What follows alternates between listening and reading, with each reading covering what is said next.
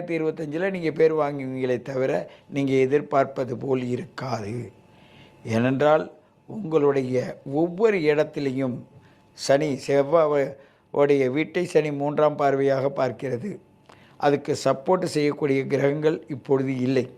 அது ராகுவோடு சேர்ந்து பார்ப்பதாலும் உங்களுடைய 11ஆம் இடத்தில் பாதக ஸ்தானத்தில் கேது போவதனாலும் ஒரே ஒரு தெய்வத்தால் ஆகாதெனும் முயற்சி தன் மெய்வர்த்த கூலி தரும் என்பது போல ஆஞ்சநேயரை வழிபடுங்கள், முருகப்பெருமானை வழிபடுங்கள்.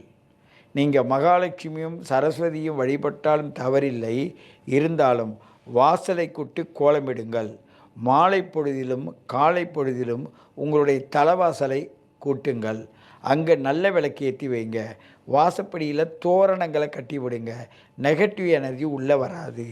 உங்களுடைய பூஜை அறையில் நல்ல அழகாக ஒரு கப்பில் தண்ணியை மொண்டு இல்லை ஒரு கிண்ணத்தில் தண்ணியை மொண்டு வச்சிங்க. நல்ல ஒரு ஸ்பூனு எண்ணெயை விடுங்க. அந்த எண்ணெய்க்கும் அந்த தண்ணிக்கும் மிதந்துக்கிட்டு இருக்கோம்.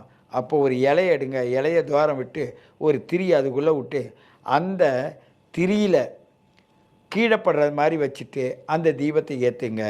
இந்த கார்த்திகை மாத தீபத்தில் நீங்கள் செய்யக்கூடிய தண்ணியில் தீபம் ஏற்றுற ஒரு பாக்கியம் உங்களுக்கு கிடைக்கும். அதை நீங்கள் செஞ்சு பாருங்கள். உங்களுக்கு அந்த தண்ணி இருக்கிற வரையும் அந்த விளக்கு எரிஞ்சிக்கிட்டு தான் இருக்கும். எண்ணெய் ஊற்றினா எவ்வளோ ஊற்றணும், ஆனால் இந்த தண்ணியின் மூலமாக தீபம் ஏற்றும்போது உங்களுடைய அற்புதமான செயல்பாடுகள் வரும். ஏனென்றால் சுக்கிர பகவானுக்கு நீர்தான் உகந்தது. அந்த சுக்கிர பகவானுடைய அங்கே மூல திரிகோணத்தில் அமரக்கூடிய இடத்தில் நீங்கள் பிறந்திருப்பதனால் உங்களுக்கு நியாயம் ஒன்று தான் தெரியும்.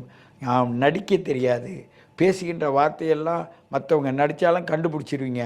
உங்களுக்கு எந்த ரூபத்திலையும் உங்களை மன வேதனையும் மன அமைதியற்ற நிலையும் எடுத்து செல்வார்கள்.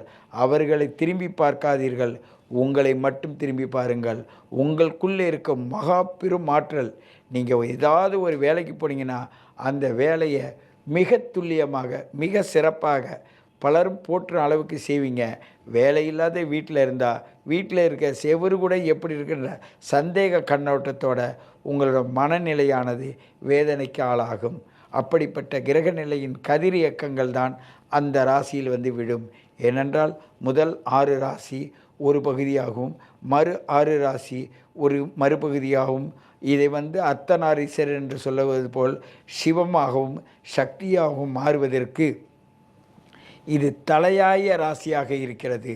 அது தலையாக இருப்பதனால் உங்களுடைய தலையில் பிரச்சனை உண்டு. கவலையாக இருக்கலாம், இல்லை தூக்கமின்மையாக இருக்கலாம், இல்லை உங்களுடைய ஒவ்வொரு சொல்லும் செயலும் செயல்பட முடியாமல் தவிப்பதாக இருக்கலாம்.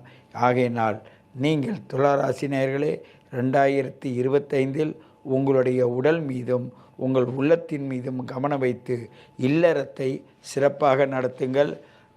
தண்ணீரில் நீங்கள் விளக்கேற்றுங்க. அது உங்களை நல்லா பாதுகாக்கும். நல்ல இலை, வட்டமான இலையை எடுத்து அதில் நடுவில் ஓட்டையிட்டு அதில் திரிய வச்சிங்க. ஒரு முக்கால்வாசி தண்ணி வச்சாலும் சரி, கொஞ்சோண்டு எண்ணெய் ஊற்றினாலும் சரி, அந்த ஒரு எண்ணெய் அந்த தண்ணியில் மிதந்துக்கிட்டு உங்களுக்கு அவ்வளோ அற்புதமான வாழ்க்கையோட தத்துவத்தை அது சொல்லும். அந்த தத்துவத்தின்படி நீங்கள் வாழுவதற்கு முயற்சி செய்யுங்கள்.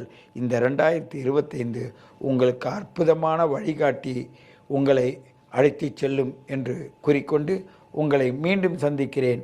உங்கள் சித்தயோகி பேரம்பலவாணன். நன்றி.